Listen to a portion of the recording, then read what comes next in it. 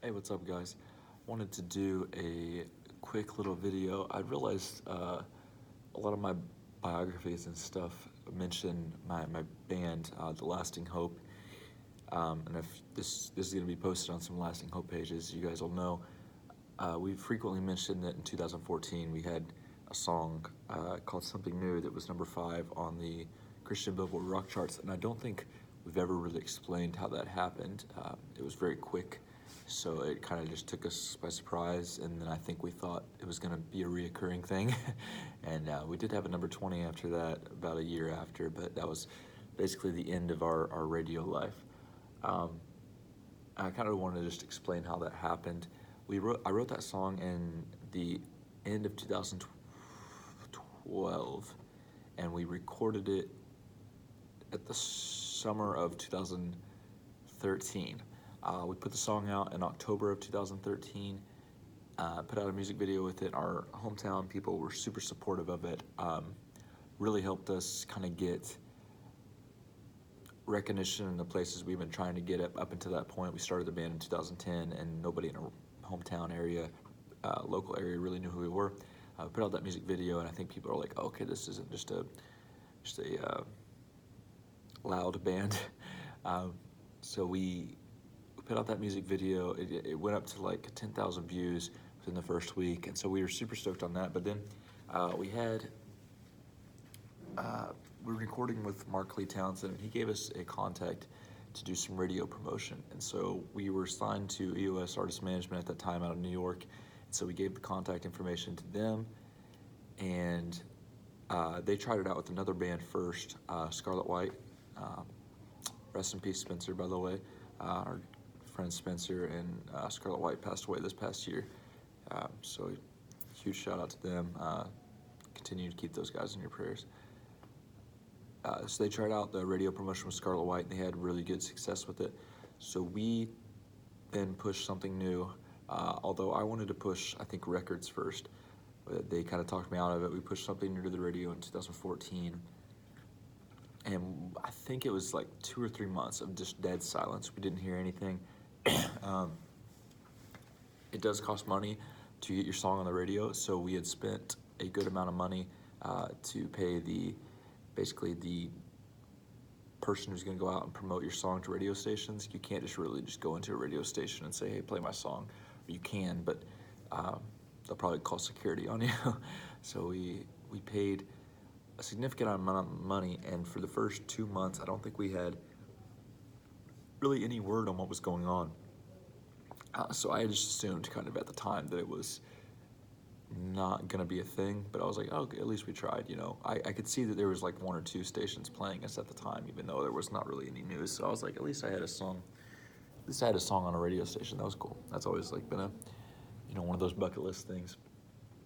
And then after like that second month, we got an email that said we had been we were debuting as the most added song of the week.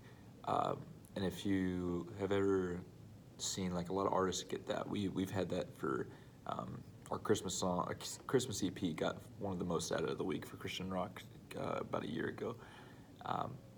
And it was really just because there weren't very many songs being added. So I didn't think too much about it. I'd kind of seen that there were some opportunities you could get that without being a big deal. But then the following week, the song debuted, I think, at number 21 on the charts, and then we were just blown away. We had no idea what was happening. The following week, we won Song of the Summer at a station out of Pennsylvania. We won Song of the Summer with Something New, and that put us on a lot of plays. And then Effect Radio, which I think they're out of Idaho, maybe? I don't know if they're still around anymore, but they were huge for us back then. They had picked us for Artist of the Month, and the month before that they had Lecrae. So when you get picked for Artist of the Month for this radio station, they just played you a ton. So Effect Radio played us constantly, and without them, we would not have had the number 5 song. But tons of stations picked it up after Effect picked it up, and from week 21, we went to the top from the week we were number 21. The next week we were up to 14, and the next week we were up to 5. And in our minds, we were going to number one because the way it was progressing on the chart, and I think we still have the PDF or the picture of it somewhere. Maybe I can attach that. It looked like our plays were increasing so fast that it was bound to go to number one. I think at the time, Red Jumpsuit Apparatus may have had the number one song. Skillet was right below us. Family Force 5 was on that chart. I can't remember. Amberlin had a big song at that time. But we were still thinking the way we were progressing, we were going to hit number one. But the month that we were Effect Artist of the Month ended like the day after we hit number 5. And so they kind of went back and put us on regular rotation. And so then the week after that, I think we dropped down to 16 or something like that. We were higher than 14. And so that was a huge damper. But and having that song at number 5 is the reason why we were able to went from a local band playing hometown shows and church lock-ins to getting to do all these big festivals that you've seen pictures of us do. We toured basically off the success of that one song for the next, I mean, we're still playing off the success of that song to an extent, but we did a tour down in Florida that year, and it was the first time we saw people show up to shows who had heard of us before, which was crazy. And we still have people who show up to shows and say they've heard this song on the radio or this song on the radio. Not too long ago, we played a show in Bloomington and had a bunch of people show up, and they waited for the whole set, and at the end, they were like, "We thought you guys were gonna play Stars in the Morning." And I was like, I didn't even know anybody knew that song. And they're like, "Yeah, we hear it on the radio all the time."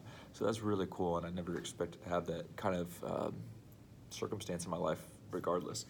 But anyway, having the number 5 song was definitely like a life goal or something that I've always wanted to do. I mean, I've always wanted, if you're a musician, you want some type of acknowledgement for it, and having a song was kind of like a check mark on a resume. We didn't get a number 1, but having a number 5 on the rock radio charts really gave us some credibility, and it was the reason why we've been able to stay a band so long, the reason why we've been able to keep doing what we were doing, and the reason why we're still around today. A year later, we put out a song called Lifeline. Oh, before that, we did put out records eventually, and we put it out during Christmas time. And now I know that that's never a good idea. Christmas time, radio markets are full of Christmas music, and records went to most added, and then it never charted. It was like 2 plays away from charting at 30, but it didn't chart, and so that was on me. I had to take the blame for that one. Then a year later, we put out Lifeline, and Lifeline got to number 20 on the Christian rock charts. And so that was another big one for us because that was a song that Josiah and I wrote in a day, and we didn't think it was any good. And, you know, that was one of the ones that helped us continue to move our career forward. So anyway, I just don't think I've ever explained that story. I think there's a lot of lasting hope stories that we've talked about publicly that maybe we haven't really explained how it happened, especially to people around here, because when you saw, I can remember like Craig's father-in-law was like, "This can't be real, your guys' name right next to Skillet and everything," and that's how it felt. It did not feel like it was a possibility from a town at Crothersville where I'm teaching right now. We have one stoplight, you know, and I graduated with 27 kids in my class, and to see our song on a Billboard chart was pretty insane. It's not an impossible thing. If you're trying to get into radio, I suggest commenting. I'm not an expert by any means, but I do know the basics of how to do it and how to get your stuff going on there. And I think there have been a lot of bands who've been on Christian rock radio, but for where we're from and what we've done, what we had done up to that point, it was a monumental change for us. So yeah, if you guys heard something new on the radio, we see when we go to the Something New music video, you see comments on there all the time, like, "I just heard this in this town, this town, this town," and that was the craziest thing about it. So if you were one of those people who saw this video, I'd love for you to comment, tell us where you were when you first heard it, and was it on the radio, was it through the music video, Spotify, any of that, maybe in concert. So just wanted to share this with you guys. Thank you for the continued support for Lasting Hope and for Low, and I've got another music project coming that people in Patreon know about, and encourage you guys to sign up for that. Most beneficial thing you can do for an artist is sign up for their Patreon, because it's monthly support, and I give at least a song a week or a song every month, between 2 songs a month and a song a week consecutively. And I try to give as much content as I can. So I'd love for you guys to check that out, and if you can, support that. But I know that me and Katie are about to announce our music project as well, and we're going to be putting out all of our music first on Patreon. Thank you guys for tuning in. I hope that you guys have a blessed day. Thank you.